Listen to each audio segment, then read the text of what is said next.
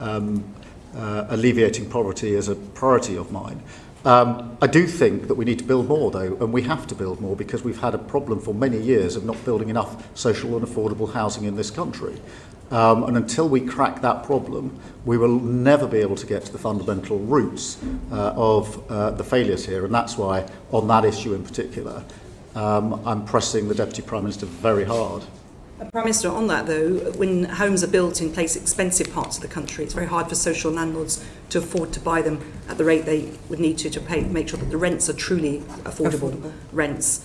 So is there anything that on your radar about how you're going to ensure that not just the supply of housing, but the supply of really properly affordable social housing is? Yeah, that's why we've made a commitment within the building commitment for social and affordable housing and put down £39 billion, which is the biggest amount over 10 years. Put behind. Well, yes, but just be clear. Well, I appreciate that, but there is always the duty of government to deal with the here and now, of course, but also to deal with the mid and long term. And one of the big problems, in my view, of the last 14 years is nobody did the mid and long term. So we lived with the ever-decreasing cycle of failure and short-term sticking plaster, and I'm determined that we're going to cut through that. Thank you, Chair. Thank you. Sir Geoffrey Clifton-Brown. Good afternoon, Prime Minister. Good afternoon. Just following on from Florence's last question on local housing allowance. Some 45% of households now face a shortfall between the local housing allowance they receive and the rent they pay.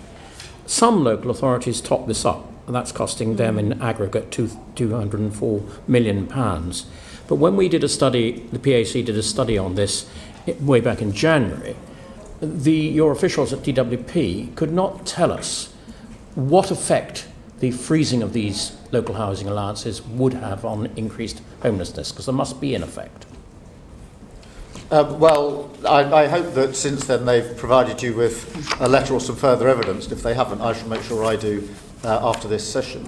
But in relation to homelessness, that is also an initiative led by the Deputy Prime Minister. It's one of the priorities that I've given her, and we have put a lot of money, so £950 million, into more temporary accommodation. That's money straight into local authorities, because often it's a lack of temporary accommodation that is one of the causes of the problem. And overall, we're investing £1 billion in reducing homelessness, and that involves a lot of preventative work. So there is a central focus on homelessness, quite a lot of money being put behind it, but particularly focus on this question of temporary accommodation available to local authorities. So if I could just stick with homelessness a minute.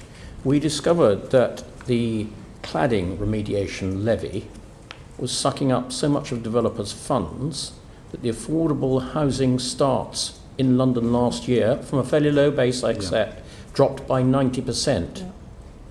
That surely is not going to help either the people who are made homelessness or your overall effort to reduce poverty, is it?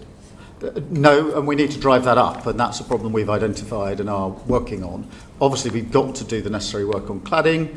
That's got to be financed, but you're absolutely right that we need to turn that number around and drive it up. And so the Deputy Prime Minister is across all these issues of housing. So one of the hardest things I found in our inquiry was that at June 24, almost 6,000 households with children were being housed in bed and breakfasts, of which almost 4,000 were over the 6-week limit. I just ask you, Prime Minister, to imagine what it's like living B&B with children, especially over when you're having to get out probably at 9 o'clock in the morning and not come back till 6 o'clock in the evening. It must be pretty hard.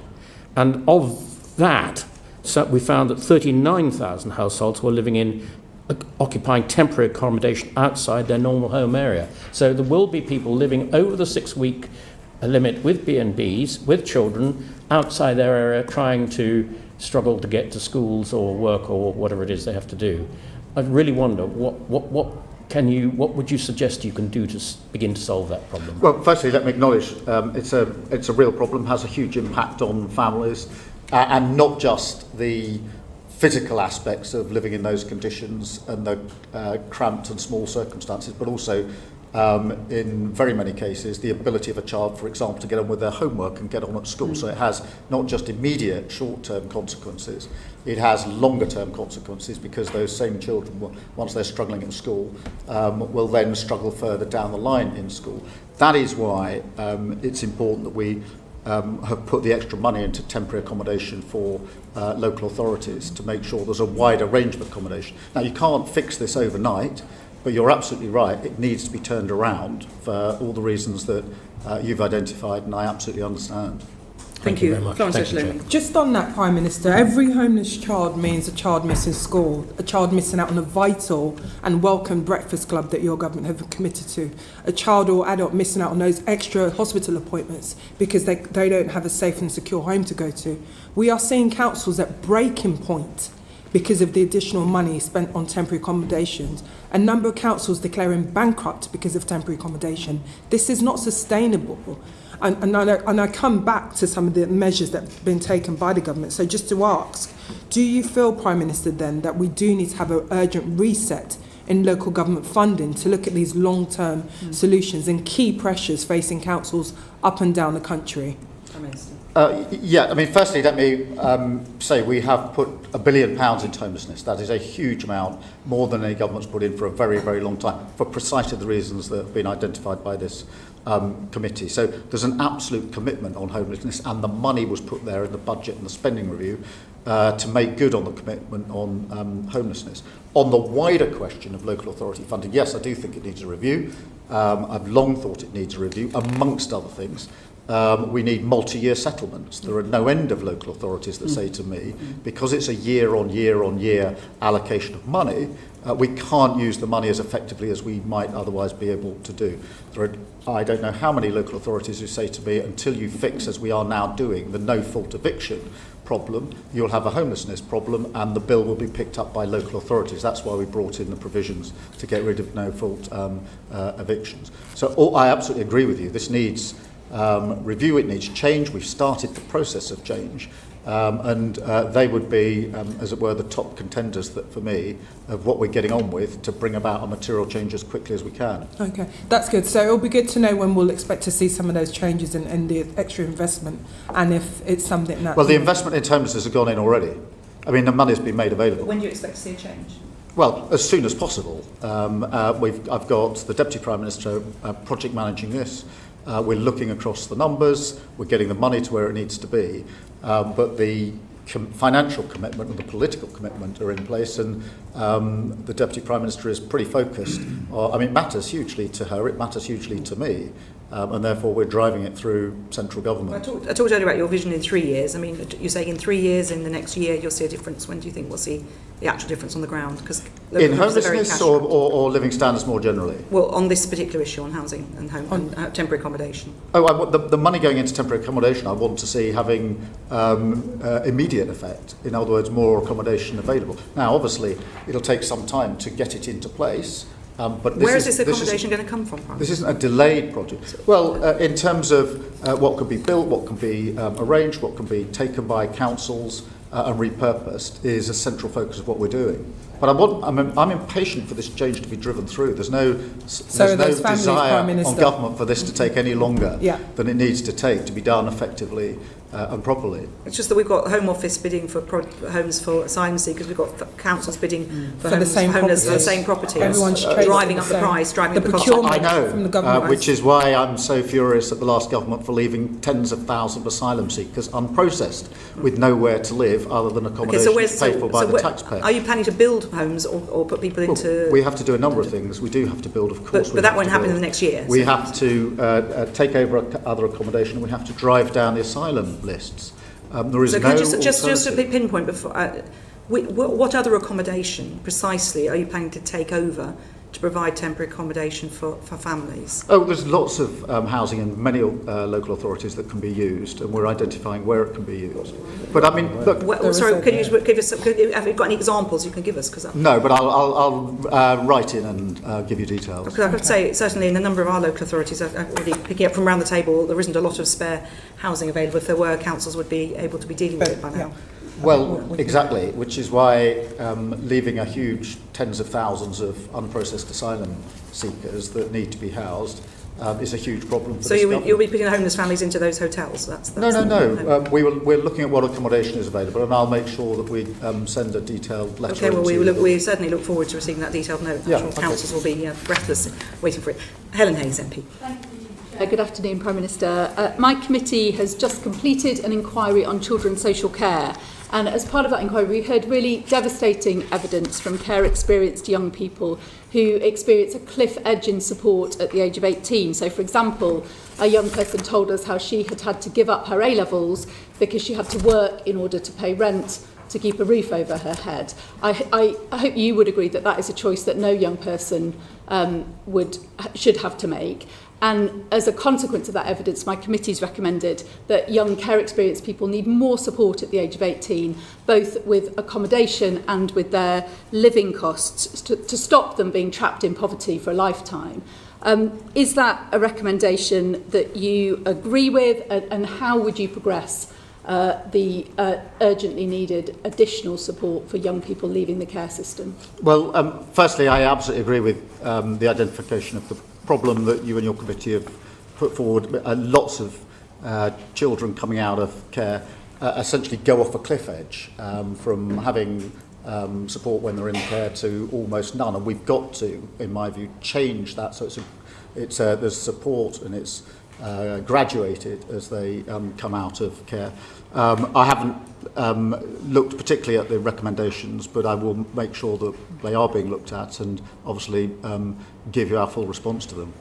Thank you. So we welcome very much the government's commitment to youth guarantee to support young people into education, employment or training. But we are really concerned about some of the additional barriers that young care experienced people face, often as a consequence of trauma that they've suffered earlier in their lives. And the evidence that we've seen would point to the government's decision to withdraw universal credit from under 22-year-olds as having particularly harsh impacts on increasing poverty amongst care-experienced young people. Our report recommends that group of young people, actually numerically a very small group of people, are removed from the exemption, from the decision to withdraw universal credit so that they can still access that support when they need it. Is that something that you will be prepared to take forward? Well, certainly have a look at the recommendation that your committee has made. I do think the youth guarantee is a hugely important part of what we're trying to do, but we'll certainly look at your recommendation. One of the issues is that the mental health support often isn't there for those young people who've experienced trauma earlier in their lives, and it is very difficult for them, if they're living with trauma, to be able to take advantage of opportunities that might otherwise be available to them. And that's why we're looking particularly at that safety net for care experienced young people, because this is about avoiding them being trapped in poverty for the rest of their lives. Is this something you'd be prepared to pick up? Yeah, I mean, as I say, we'll look at the recommendation your committee has made. Okay. And then the final thing from me, just drawing again on that report, is that the evidence is that, really, if the government is serious about homelessness, if the government is serious about tackling the problems that we have in the criminal justice system, the government has to be serious about providing better support for young people in the care system, because they are so vastly overrepresented in both of those populations. So a quarter of the prison population has care experience. That would indicate that they're not in prison for any reason other than their lives have gone really badly wrong because they've been let down previously and when they were children. So this is a problem that we believe as a committee is of strategic importance to the government. Yet support across the country for care experienced young people is completely inconsistent. So our committee recommends that there is a national offer for care experienced young people. Will you commit to that, Prime Minister? Well, firstly, on your general analysis, I agree. I mean, for many years we've seen an overrepresentation of those that have been in care in poverty and in prison in the criminal justice system. We absolutely need a better approach to that. Whether a completely national approach is right or wrong, I don't know. I'll certainly have a look again at what your committee has said about this and make the relevant inquiries. But we do have to improve the chances and opportunities for those who've been in care and come out of care. And it starts obviously with what has been a cliff edge for many of them. but then continues with quite deep-rooted problems very often for the rest of their lives. On current policy, they will still face that cliff edge and they will still fall through gaps in support because there is not a national safety net for them. So I hope that is something that you'll look at in detail and come back to this committee in due course with progress. Okay. Thank you. Thank you very much, Ms Hayes. Debbie Abrahams, MP. Thank you, and good afternoon, Prime Minister. Since you were last before us, Prime Minister, my committee published our interim findings on the Pathways to Work inquiry in May, where we expressed our considerable concerns about the imminent UC and PIP legislation, and particularly in terms of the changes in eligibility of these benefits, with the potential of pushing 250,000 disabled people into poverty. Now, I acknowledge the concessions the government made to the bill, but the fear and anxiety that this caused to disabled people currently in the system cannot be underestimated. I just wondered what you'd like to say to them now and what you will be doing differently in the future. Well, it's very important that they feel secure and supported, and that is at the heart of what we are doing in the changes we're making to welfare and related areas. I want to see more opportunities and more support put in place. And some of that will come from the state, some of it can come from employers. I'm absolutely clear in my own mind there's more that employers could do and the state can help them to do to encourage those with disabilities to come into work and to retain if they are in work. And I've seen good examples of that myself, as no doubt you have, but not enough across the country. So we need to do more. Thank you. Well, on that very point, you'll be aware that there is still projections that your government has put forward that estimate 50,000 newly disabled people in April next year will be pushed into poverty.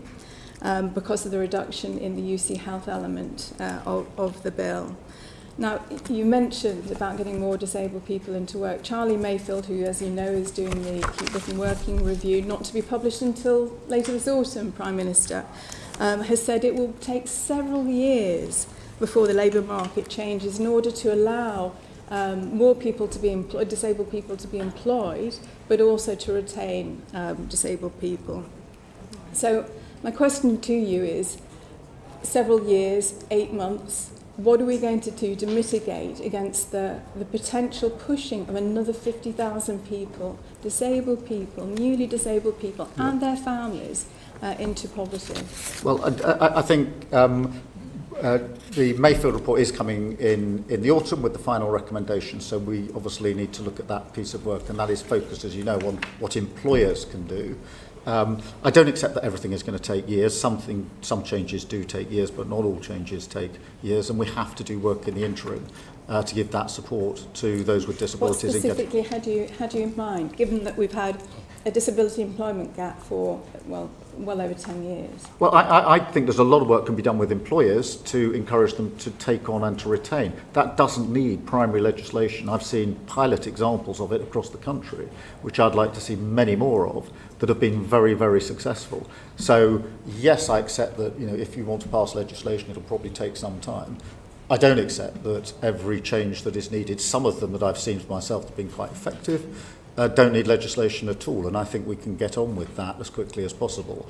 The Mayfield recommendations will be on with us, obviously, later this autumn. Can you give an example, Prime Minister, on that? Yes, I'm aware of the Trailblazers examples, and again, these are pilots and tens of thousands, not the hundreds of thousands that will be affected next April. And I'd just like to point out that in my part of the world, there is one job for a disabled person for every 333 disabled people chasing them. It's slightly different in the south, where there's a more vibrant local economy. It just seems so punitive in that regard. But ultimately, Prime Minister, I just wanted to go back to my first point about doing things differently. This was poor legislation. It was designed to save money for the Treasury by cutting support to sick and disabled people. It was so far removed from Labour values of fairness and social justice, let alone compassion and common decency, I have to say I felt ashamed. So what are the values that will underpin the government in terms of the policy making going forward, so that we avoid the harms, the potential harms and the real harms that people are going to face, disabled people, vulnerable people are going to face? I think this is a really important Labour value. I think the fact that there are nearly 1 million young people out of work, not earning or learning, is a huge challenge for our country. And none of us should be accepting of a system that operates like that. It is broken, it needs to be mended. All the evidence is that if you're on benefits and out of work at that young age, the likelihood of ever getting into good, well-paid, secure employment goes down, down, down for the rest of your life.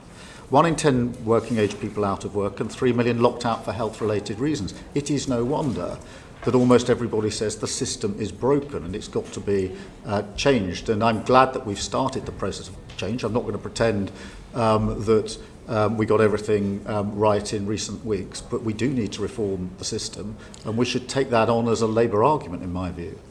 Couldn't agree more. Everybody agrees that reform needs to happen. It is a broken system. Reform does not, you mentioned right at the beginning in your introduction, reform does not mean cuts to household incomes of already struggling households. We must do better, Prime Minister.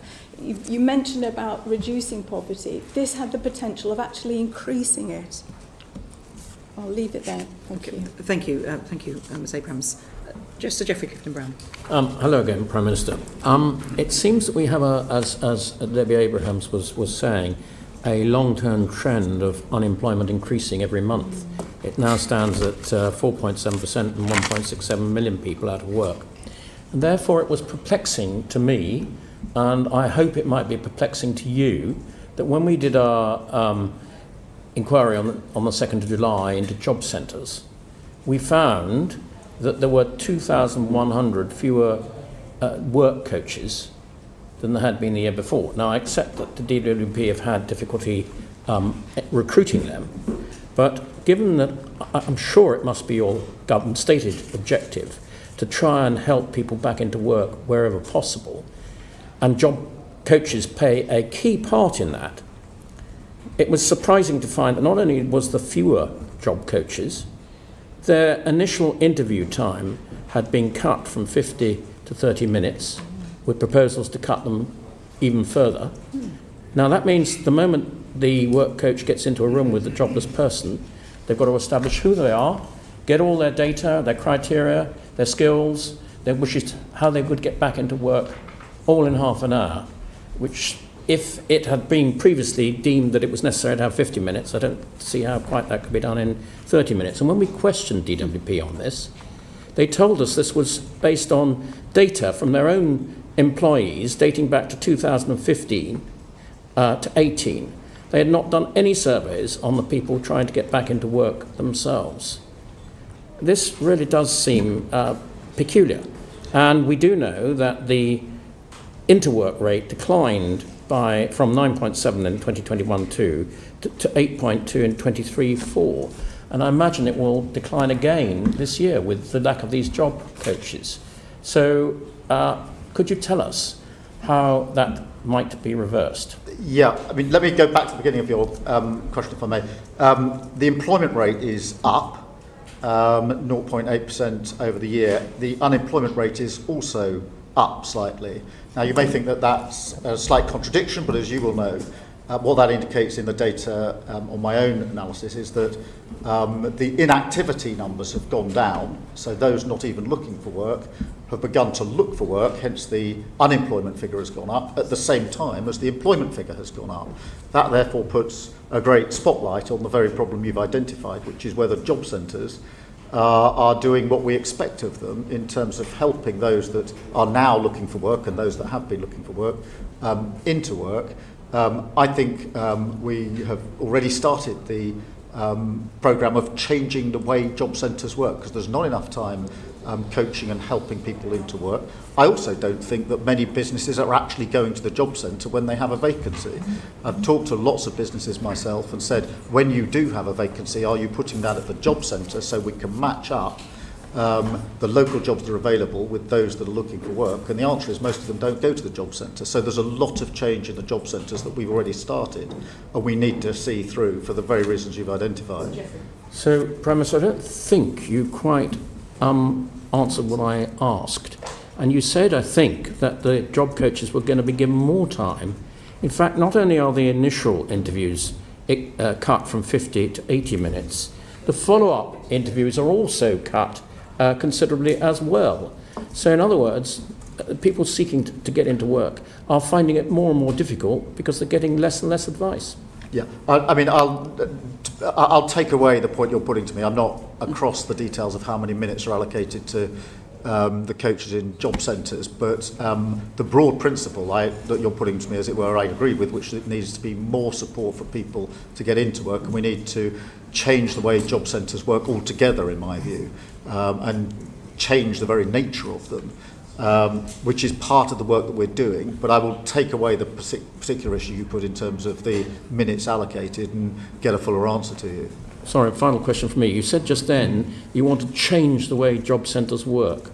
Do you want to just elucidate on what's in your mind on that? Yeah, I don't think most businesses are advertising in job centres, and I think there's a basic mismatch between what is genuinely available in an area for those that are going to a job centre and that which they're being presented with. And I think it's a problem we've got to sort out. Okay. That is because people don't have faith in the job centres.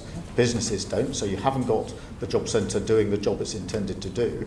I also want to, whether it's minutes allocated or whatever it is, I do think there's more support, and we've allocated money to support people into work, and that needs to be used much better in my view.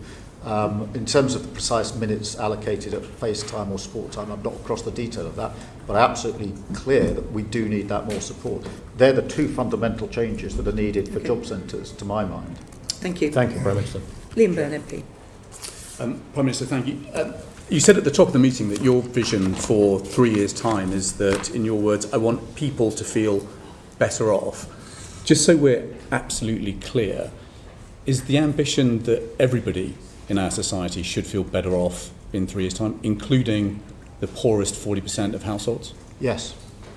So you'll be aware of some quite troubling forecasts from, for example, the Joseph Rowntree Foundation that says that, in fact, having looked at all the measures that the government's announced on the table by the summer, the bottom 40% of households are not going to be better off in 3 years' time. They're actually going to be £1,200 a year worse off. So what do you think needs to change between now and the end of the Parliament so that everybody in our society is in fact enjoying higher living standards? Well, we need to do a number of things. The first is we've got to get much better growth into our economy and create more wealth in the first place, and that's why we've put so much store on ensuring that we took necessary measures at the budget to deal with our inheritance. We then had a spending review which was targeted across the country.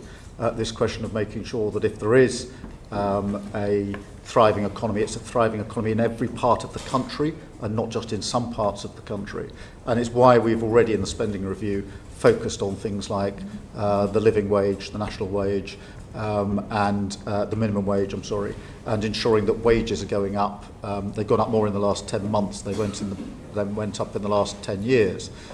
So that's the first part. The second part then is the poverty strategy that has to ensure that this is across the whole of society and every location, because in addition, as you all know, to the growth figures, we've had inequality variances across the country, place by place, and we have to have a laser focus on that, because whilst we want more wealth creation and the economy to thrive, and we do and we will, we can't have that as London and the South East and redistribution as a sort of one-word answer for the rest of the country. To my mind, that is fundamentally wrong. Mr Byrne. The challenge that we've got, though, is that the Bank of England now forecasts that wage growth is going to slow down. Joseph Rowntree Foundation says that earnings for the bottom 40% are going to fall by £700 a year. The Office of Budget Responsibility says real household disposable income is going to fall to almost zero in a couple of years' time. Resolution Foundation says that the freeze on tax thresholds means that the real wage growth for the poorest will get obliterated. We've got council tax going up by 5%, food going up 4.5%, we've got energy bills up 10%, water bills up 26%, and Joseph Rowntree Foundation says that for those coming off fixed-term mortgages, they're going to be paying on average £1,400 a year extra by the end of this Parliament. Similarly, poor picture and outlook for renters. So we've got taxes and bills that are rising faster than wages. So the question remains, what else do you think is needed over the next year or two so that everybody is enjoying higher living standards by the time of the next election? Well, if I just concentrate on two aspects of that. Firstly, the income side and then the cost side. On the income side, obviously, we have already pulled the lever of increasing minimum wages, which is on average of, I think, about £1,400 extra into everybody in effectively 3 million of the lowest lowest paid, above inflation increases for standard rates of universal credit. And then on the other flip side, if you like, free childcare is coming on stream from this September across the board from 9 months through to school starting age. Free school meals are being rolled out, breakfast clubs are being rolled out, limits on what you have to pay on school uniforms, and warm homes discount is £150 per household. That's gone from 3 million to 6 million households for this winter. So I do think there are things that government has done and will continue to do. But in the end, the central focus has to be on creating more wealth and making sure that we have a growing and thriving economy.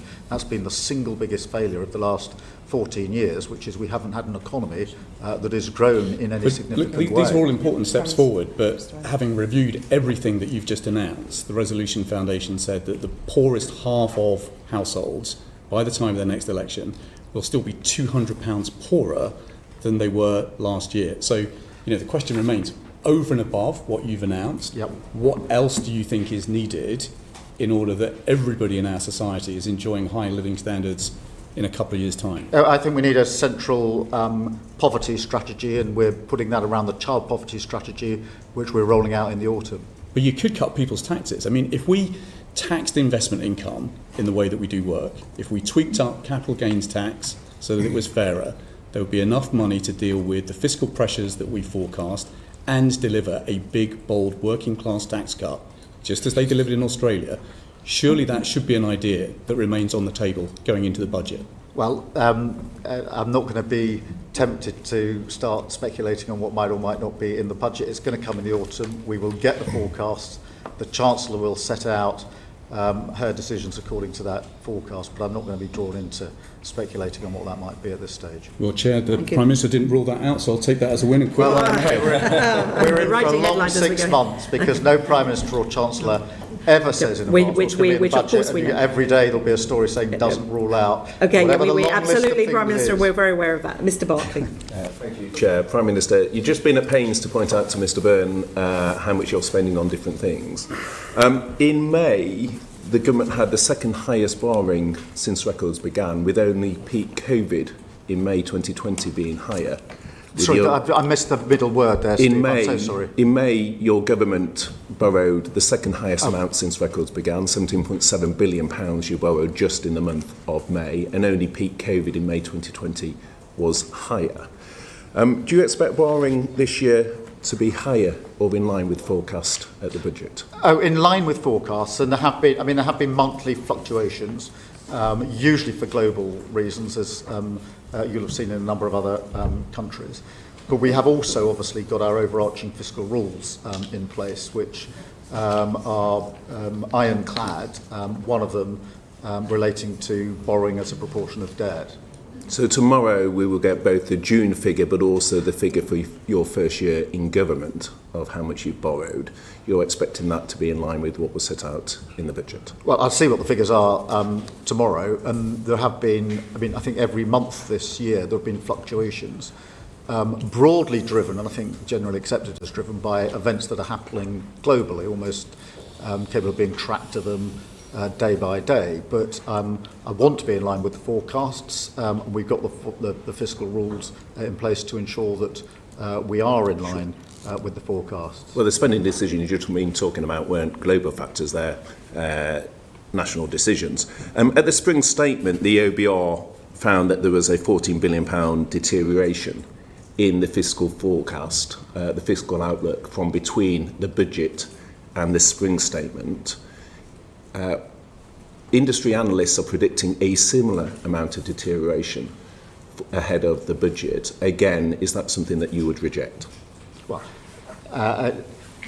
my experience so far has been of different predictions almost on a weekly basis as we get into the final stages of the budget, which is why I think it's important to see them over a slightly longer term and see what precisely those forecasts are when we get to the autumn. And I don't say that frivolously. I mean, I was very concerned only a few weeks ago when the conflict in the Middle East looked like it was going to escalate rather than de-escalate. I was very concerned about the impact that would have on oil prices and on our economy as a result.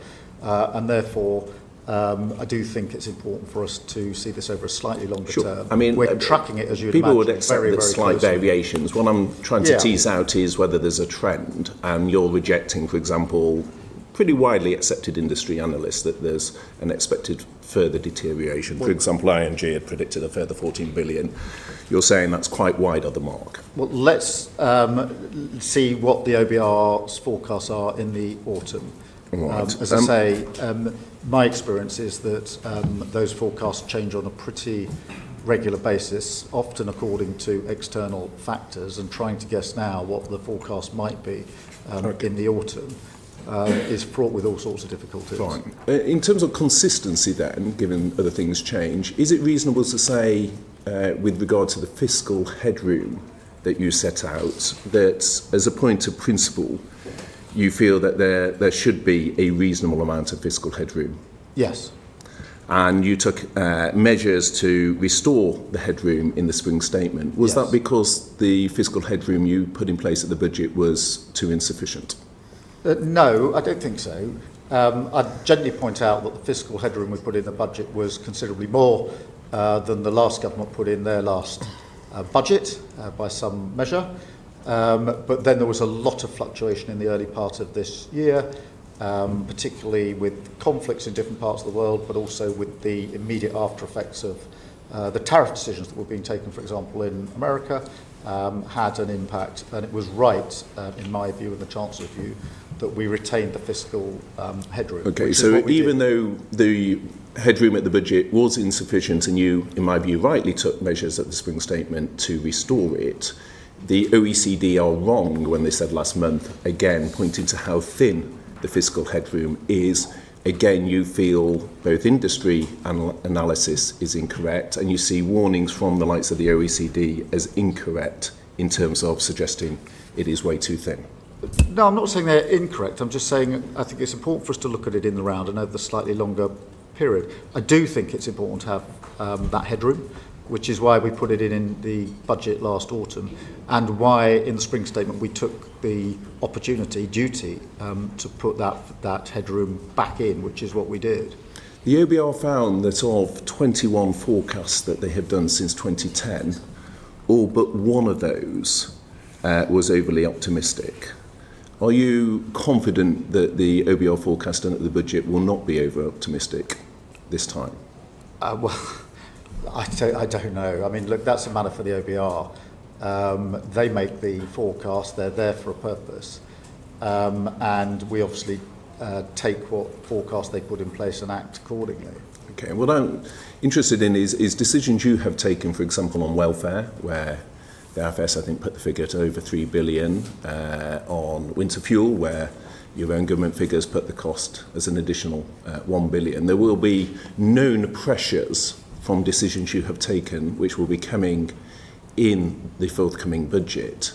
And what I'm interested in is the trend of a fiscal headroom which was insufficient, and you've already had to take measures to restore it. Warnings of that and warnings from industry. And again, without getting into writing a budget ahead of October, I'm interested in the trends and whether you're concerned. No, I mean, I around am, Stephen. You've been in this position preparing for budgets, and you will know the experience, which is that there are there are forecasts that as you lead into a budget, again, in the end, come on a weekly basis and fluctuate week to week, literally, and therefore my experience of the budget and the spring statement is to focus intensely on the forecasts when we get them and prepare for them now according to our fiscal rules, which is what we're doing. Well, you would accept that the size of gap we're talking about is more than mere fluctuations? Well, look, back in the autumn, the OBR predicted one thing. By the spring, it predicted something else. By autumn, they will give their prediction going forward from there, and we have to work from that forecast. But that's been consistent in a deteriorating line. That's the concern. It's not been fluctuating and getting better for some of the time. It's been consistently deteriorating. Well, different forecast different things. Nobody forecast that we'd have the highest growth in the G7 for the first quarter of this year, but we did. And I'm pleased about that. And I think the measures we're taking can create the conditions in which we can improve on that in the autumn and the budgets thereafter. Okay, so optimism, Prime Minister, for the future as well. Of course. Okay, thank you very much. Dame Caroline Dinage. Thank you very much. Good afternoon, Prime Minister. 86% of charities say that they are seeing an increased demand for their services. Meanwhile, fewer people and fewer corporations are actually donating to charity and their overheads are going up. What's your government going to do to support charities? Well, it is important. I think over half of the charities have been exempted from the national insurance rises. We are looking at what we can do on sort of business rates, etc., for charities and put in the support that they need. That's it. Well, there's probably other things as well, and I'll write to you with further stuff. I mean, you say that half of charities have been exempted from the national insurance contributions, but there are 44,000 registered charities that have an income over £100,000, and the National Council for Voluntary Organisations reckons that the next increase is going to put their payments at 1.4 billion. You know, these are the organisations that you said when you came into this room, you said tackling poverty is central to everything we do. These are the organisations that are doing just that in our constituencies. They're tackling poverty on the ground, they're feeding people, they're running hospices. Your next hike is one of the causes of the decline. 30% of them say they're cutting staff. Isn't it time to offer just a blanket carve out to charities? No, I don't think it is. But in terms of the point you make about charities in all of our constituencies working hard in these areas, I completely accept that. And one of the things that we launched last Thursday was the Civil Society Covenant, where we got many, many thousands of charities together and did what we promised in opposition, which was to bring the government and the charities together in a partnership through that covenant and demonstrate to them the sort of work that we can do together. I have to say, they felt that that was the first time it had ever happened with a government prepared to work with charities in that way. It was a very good thing, very, very well received, and an example, to my mind, of the sort of partnership working we're going to have in this country. We're going to bring around the change that we need to bring about in the speed we've got available, because we have to always remember we inherited both a broken economy plus broken public services. No government's inherited that combination for decades upon decades and decades and decades, and that's a very difficult working environment. But you're now attempting to break our charities. I mean, just this month, Marie Curie Hospice in Liverpool closed their inpatient unit permanently. Your civil society covenant won't put charities on a good financial footing by itself.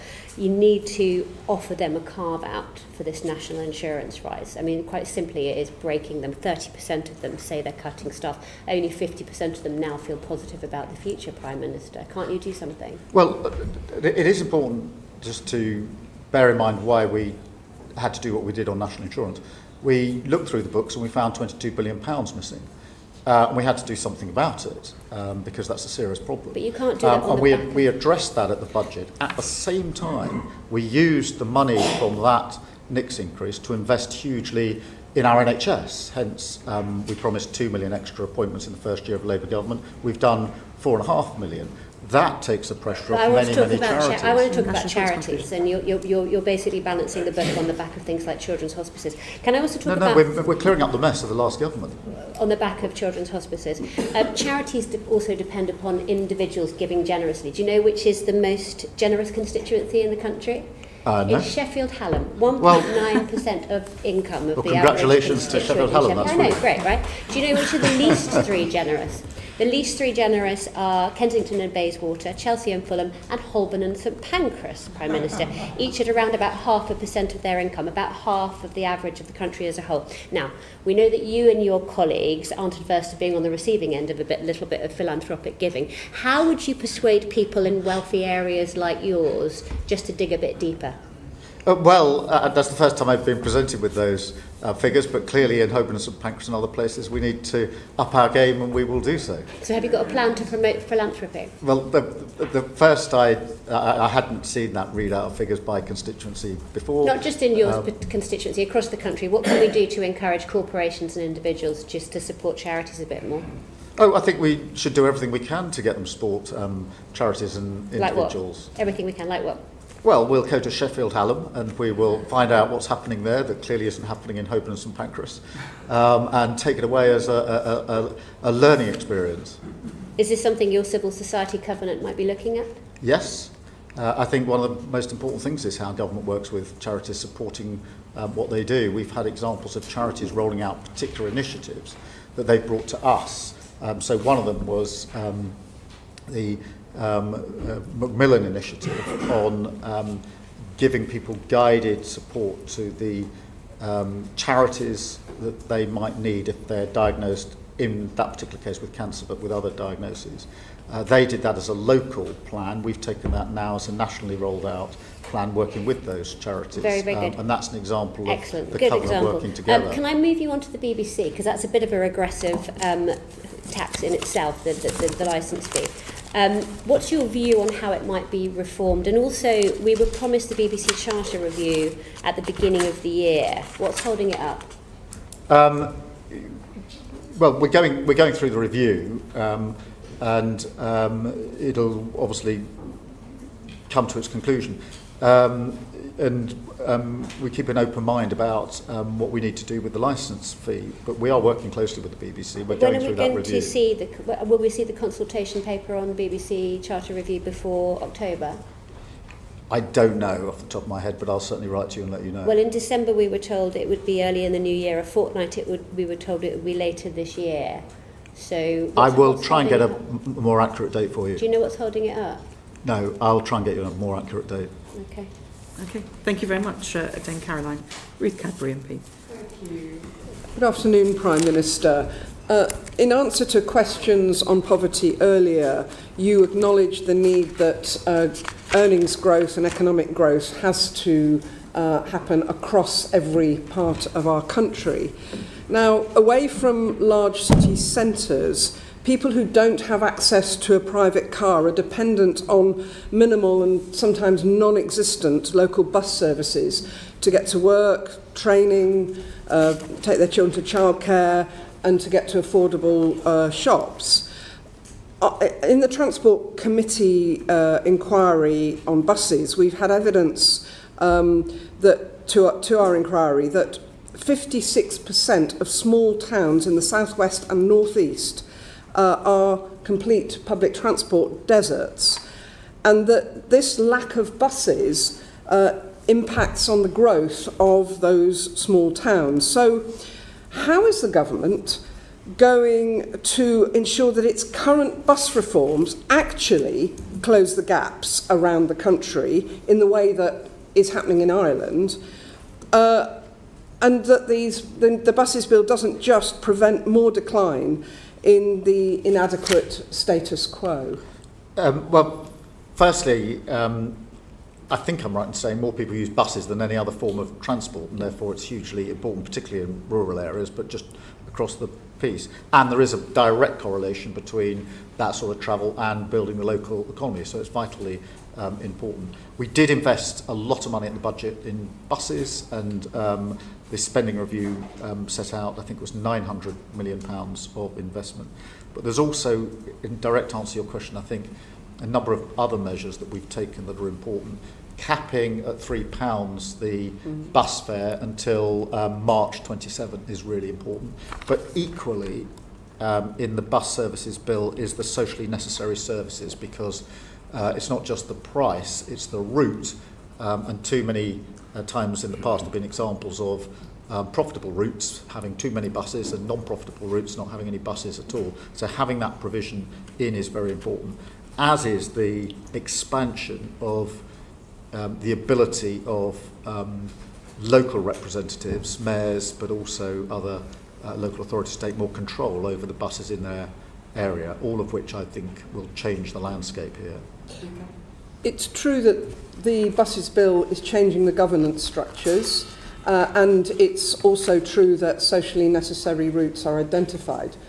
Our concern is, and the evidence we received, is that might just about hold the status quo, while we've got many places that already have no bus service, and many more places that have no evening and no weekend bus service. So could I just ask, Prime Minister, that you look at the buses bill and other potential initiatives available to you to ensure that buses and bus use grows around England outside of London, rather than just stays as it is?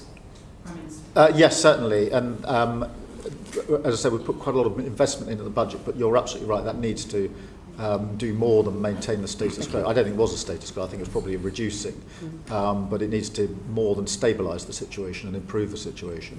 Thank you. Thank you very much, Ms Cadbury. Nick Smith, MP. Thank you, Prime Minister. The Chancellor established long-term measures to boost our economy. The industrial strategy provides important detail, as did the spending review. However, truth is, some of our former industrial areas are much harder to revitalise. So, for instance, in the South Wales valleys, almost a quarter of young people are economically inactive. Will the government look at concentrated regional investment for areas like this? Proud places which once powered our country still need a helping hand. Yes, I think this is really important, and obviously this is long-term issues in communities that have been overlooked, in my view, for a very, very long time. I think there are a number of measures that we are taking that are really important. To give some examples, Cardiff and Newport Investment Zone will drive growth, particularly in manufacturing in that area, much needed skills that are transferable. There's a Newport semiconductor cluster which will support hundreds of highly skilled jobs. You'll be well aware of all the support that's going into Tata Steel, into Port Talbot, and Tata, the owner there, that we're working with very closely. And I was very pleased to see the electric arc furnace work start just last week or the week before. But in addition to that, and really to tie it to the previous questions, we also need to invest across Wales and South Wales in particular in transport and rail across the region. Thank you for the answers, particularly on Newport. That's very close to the eastern valleys where I'm from. But also, Prime Minister, can we invest in the future in a much more localised ways in the valleys? There's 750,000 people there. They need good support in the future. Yeah, absolutely. And the transport improvement, the local growth work that we're doing, and the empowering of local authorities and working with the Welsh Labour government central to that in terms of what we're doing. Thank you. From Wales to Scotland, Patricia Ferguson. Thank you, Chair, and good afternoon, Prime Minister. The Scottish Affairs Committee has recently been looking at those former industrial areas in Scotland, and we've observed that persistent long-term poverty and poor outcomes occurs in many of our former industrial areas, particularly those that are not close to major towns. So what steps is the government taking to ensure that the benefits of the industrial strategy reach those communities? And what work are you doing with the Scottish Government? But also, what is the role of the Scotland Office in helping to deliver those outcomes that we want to see? Some of the levers to deal with poverty are obviously devolved, some are not. The ones that aren't, we can operate and pull, and we will. So that's your minimum wage, the changes to Universal Credit, Employment Rights Bill, and some of the other schemes like Warm Homes. So there are things I think directly the government can do. The budget last year set out the biggest devolution settlement for Scotland, best part of £50 billion per year. So there is the money there for the Scottish government to get on and take some of the other necessary measures, and I'm not convinced that they're doing so. Our job, notwithstanding our political differences, to work with the Scottish Government to deliver, particularly on good, well-paid jobs in areas that need them. That we are doing. One of the first things I did as Prime Minister was to go to Scotland, in fact, the very first visit within days, to say to the First Minister that notwithstanding our political differences, I saw my job to be delivering for Scotland, and therefore we'd work with him and his government wherever we could. Nick Smith, MP. Hello again, Prime Minister. The best way out of poverty is a good job. In recent years, there's been a cyber security course in Ebervale. Cyber attacks on Marks and Spencer highlight how crucial this sector is. Archie Norman from M&S outlined the enormous surface attack which companies face, often after outsourcing and offshoring of cyber security. So could you consider how the government and the private sector might collaborate on this to expand technology and cyber security jobs here in the UK? This could reduce our tech risk and be a pipeline for jobs for younger people for the future. Yes, firstly, I think it's a really important issue because there are very many more cyber attacks than most people appreciate, and there are serious security risks. Marks and Spencer is an example, or plenty of others, including concerted cyber attacks on the government and on our public services, which we deal with day in, day out. So it's in our interests to work both with the private sector, which we are doing on initiatives in very many constituencies to build up those jobs and develop the skills that are going to be necessary, but also working with our security and intelligence services, and in some cases with our military as well, in terms of the work that we're doing on cyber. So this is an area where you can see room for expansion. We put in the money at the spending review on this because I'm very concerned about the increasing risk of cyber attacks across the board. Mr. Smith. Just to emphasise, however, this issue of outsourcing and offshoring of cybersecurity, if you could please go back to the private sector about that, I think that will help a lot across our country. Yes, I'll do Prime that. Minister, are you specifically looking at any, promoting any training in places like the Welsh Valleys in order to promote cyber training for young people to help build skills in those areas Mr. Smith's highlighted? Yes, there are initiatives in... Have you got any specifics you can give? It would appreciate you may not have that. I know there are, detail but what I'll do is I'll make sure they're available to the committee. Thank you. Patricia Ferguson. Thank you again, Prime Minister. Many of the communities we're talking about in both Scotland and in Wales have had difficulties now for quite some time. This is not a new problem. These are obviously very hard to reach communities in that sense, but many of them actually possess quite high levels of manufacturing skills that we could use in the to promote the industrial strategy. So I just wonder if there are any specific things that we can point to that would help these communities to get out of this difficulty, because as I mentioned earlier, the problem seems to be particularly acute for those communities that are not close to a larger town where they can feed off what's happening there and where they have transport links that they can access to. Yeah, I think local growth plans are part of the answer to that.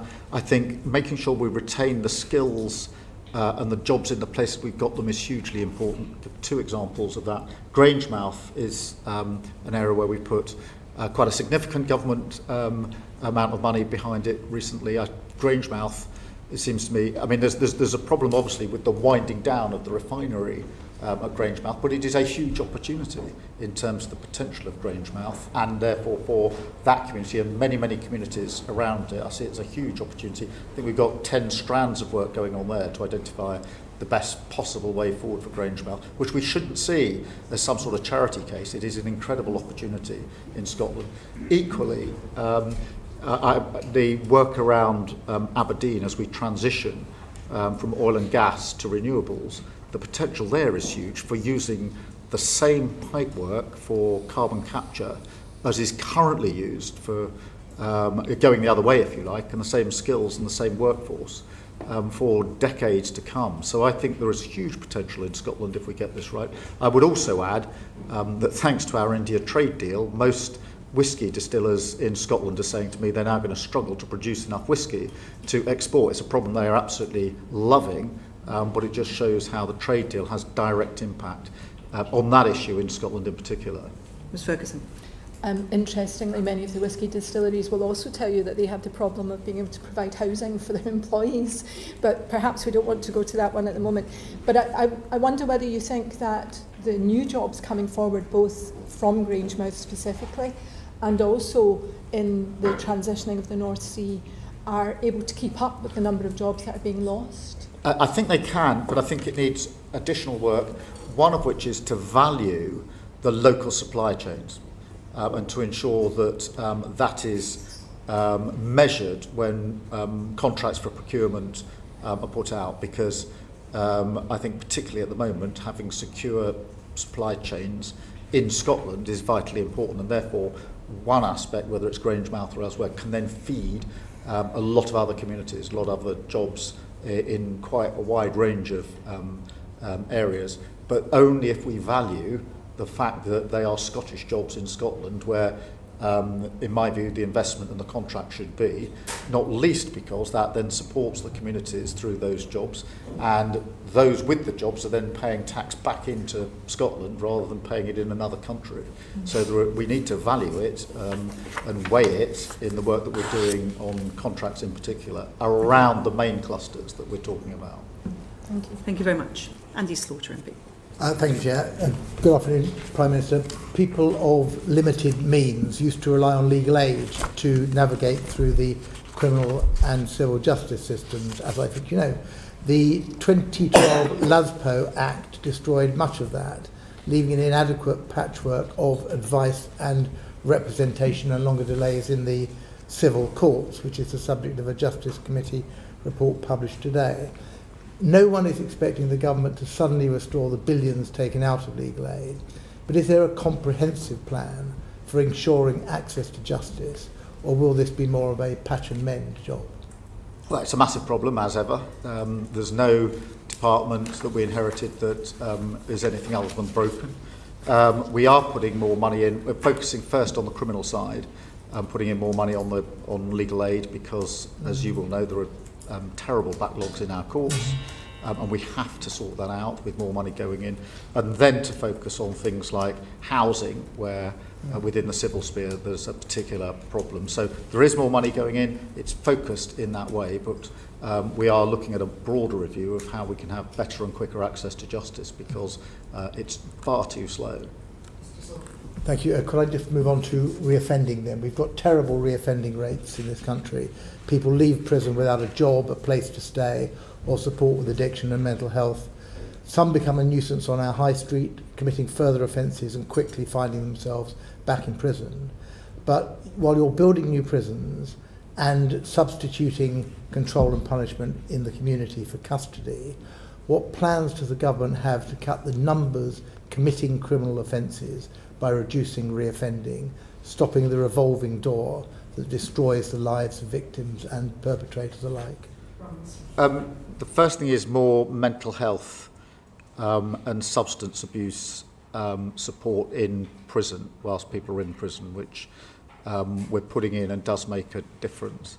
I think for those that are out of prison and serving their sentences in the community, there's an initiative we've launched with councils to try and bridge them into well-paid work at the end of that part of their sentence, which is shown to have material support, and then putting a better package of support around those actually leaving prison when they do leave prison. So they're the three things that we're doing at the moment.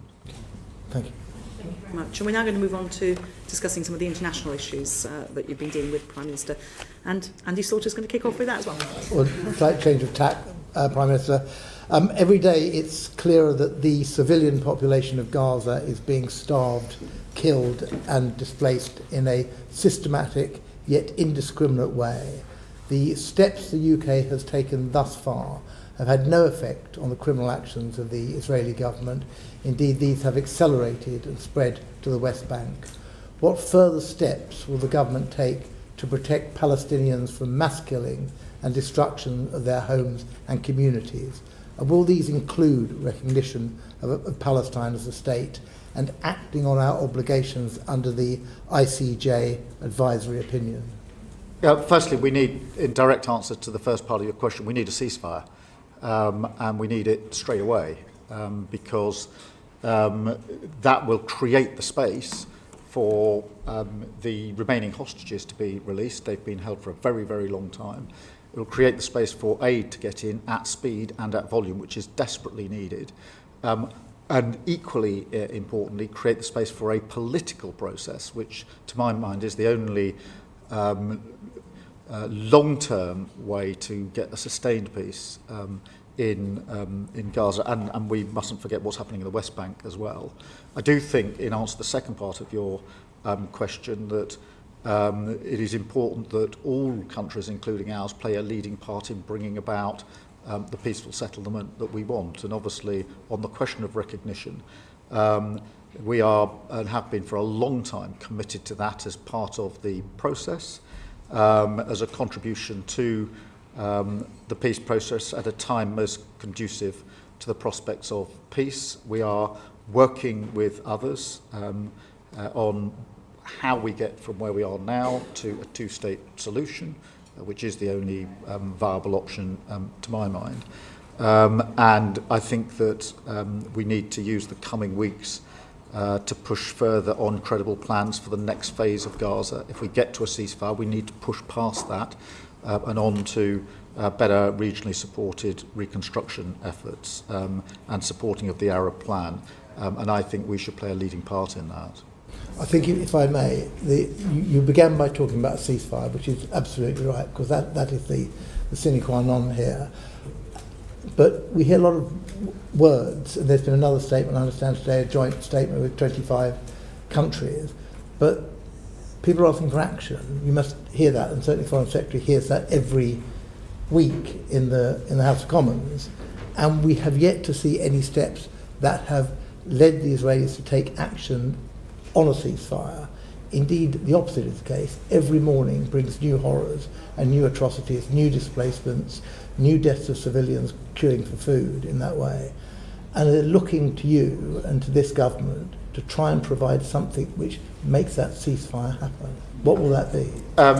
Firstly, let me be clear. The situation on the ground in Gaza is intolerable on so many levels. And we make that absolutely clear in all of our exchanges with Israel and with other countries. Whether that's the deaths for those that are queuing for aid, whether it's the plans to force Palestinians to live in certain areas or excluded from certain areas, they're all intolerable and absolutely wrong in principle. We have taken action, as you know, in terms of sanctions, in terms of what we're doing with arms sales, and we are working hard with allies to ensure we bring about a ceasefire. That is not straightforward, as you will appreciate. It is important that we're working with the Americans on this, as you would expect. But we need to get to that ceasefire to create the conditions for everything else that needs to happen, and will continue to do so. It is a really important part of the work that we're doing on a day-to-day basis. We should have responded to the advisory opinion by now. It's over a year since that was issued. Well, I mean, there's a lot in it, and we're working through it, and we will respond in due course. Thank you very much. Dame Emily Thornbury. No one can deny that our relations with the Europeans are a lot better than they were a year ago.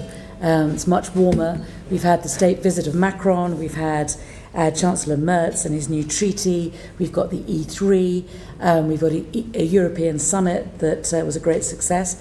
So since we're on a roll, what are we going to do next? If we can agree food standards with the Europeans, at the next EU summit, can we agree some others? Can we agree something on medicines or chemicals or anything else, really? Well, firstly, I do think we've made real progress, and I'm pleased that we have. We said we would reset the relations with our partners in Europe, and we've done that through a successful summit in May. And that had 10 strands to it, including an SPS agreement, which will mean lower prices in supermarkets across the country, but also really important work on defence and security. In addition to that, we've led with the French, the Coalition of the Willing, which has shown our ability to pull allies together in response to the conflict in Ukraine. And that strong E3 nucleus, if you like, we had, as you say, Chancellor Merz here last week, President Macron the week before, and that core E3 is now much stronger than it's been for some considerable time.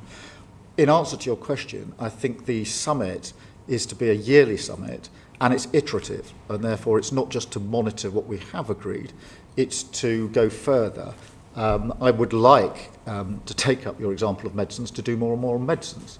There are other areas where I think we could and should go further. I think many creative people who are crossing borders for their artistry, their music, whatever it may be, on a temporary basis, they're not going to another country for any significant period of time, are still finding it too difficult to get in and out of a country. I hope we can make some progress there. They're not the only areas, but these are common sense changes that we could make to our arrangements with the EU, which had, in my view, very little to do with the vote in 2016, and where by resetting the mood in Europe, we now have a chance of going further. I mean, what would a better relationship look like in terms of defence with the European Union? We need, firstly, to ensure that the commitments to spend more are common across Europe, which I think we are doing. We certainly achieved that at the NATO summit. But then we need to do more than that, because if we're going to all spend more on defence, we need to cooperate and coordinate in how we're bringing about the capability. That was intensely part of the discussion with the Chancellor of Germany last week and with President Macron, which is how do we three countries in particular coordinate? So you'll have seen when President Macron was here, we agreed that on nuclear for the first time, we would look at how we might coordinate better. I'm absolutely clear in my own mind that NATO has been the cornerstone of our peace for decades.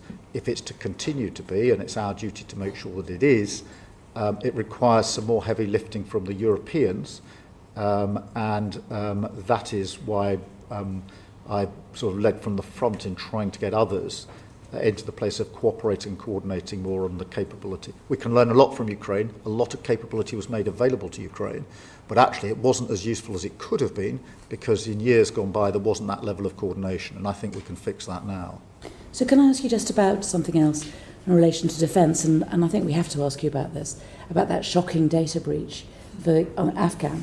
I wondered, do you think there was a better way in which the previous government could have dealt with the data breach? Do you think that a super injunction was the right way? Do you think there was a better way of dealing with it? It was a shocking inheritance. We inherited the breach, we inherited the injunction, and we inherited a secret scheme. A number of us were quite uncomfortable about that, in answer to your question, which is why we set up the review to ask the question, is it necessary for these arrangements still to be in place, the RIMA review, and that produced an answer which was no, and therefore the injunction was lifted. And we put in place other measures, as you would expect, to ensure that data is more securely held in the MOD. But it was